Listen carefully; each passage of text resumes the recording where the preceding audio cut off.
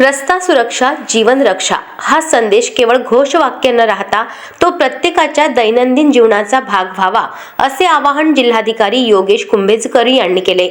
सुरक्षित प्रवास म्हणजे स्वतःची आणि कुटुंबाची सुरक्षितता असल्याचे त्यांनी यावेळी स्पष्ट केले। 37व्या रस्ता सुरक्षा अभियान 2026 अंतर्गत उपप्रादेशिक परिवहन कार्यालय, सार्वजनिक बांधकाम विभाग आणि पोलीस विभाग यांच्या संयुक्त विद्यमाने आयोजित जनजागृती रॅलीला जिल्हाधिकारी योगेश कुंभेजकर यांनी हिरवा झेंडा दाखवून सुरुवात केली।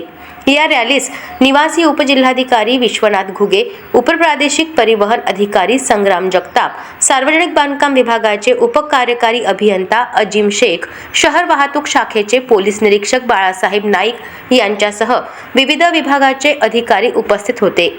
वाहतूक नियमांचे पालन, हेल्मेट व सीट बेल्टचा वापर, वेग मर्यादा पाळणे, मद्यपान करून वाहन न चालवणे आणि वाहन चालविताना मोबाईलचा वापर टाळणे याबाबत उपस्थित मान्यवरांनी नागरिकांना मार्गदर्शन केले।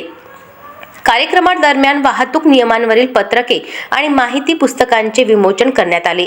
ही रॅली जिल्हाधिकारी कार्यालयापासून सुरू होऊन शहरातील प्रमुख मार्गांवरून उपप्रादेशिक परिवहन कार्यालय येथे समारोपास आली।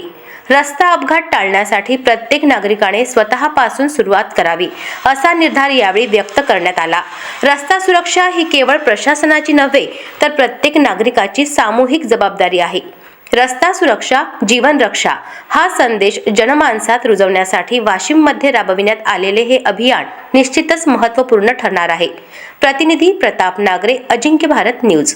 बाईक रॅलीमध्ये सहभाग सर्वच विभागांनी घेतलेला आहे असं दिसतं। मी अपेक्षा व्यक्त करतो की सुरळीत पद्धतीनेही आपण बाईक रॅली पार पाडू आणि या निमित्ताने वाशिम जिल्ह्यातील सर्व नागरिकांना हेल्मेट वापरण्याविषयी आणि इतर वाहतुकीचे नियम पाळण्याविषयी देखील एक चांगला संदेश देऊ। सर्वांना शुभेच्छा। अशाच महत्त्वपूर्ण बातम्यांच्या अपडेटसाठी अजिंक्य भारत न्यूजच्या पेजला फॉलो करा आणि सबस्क्राईब करा। Thank you for watching.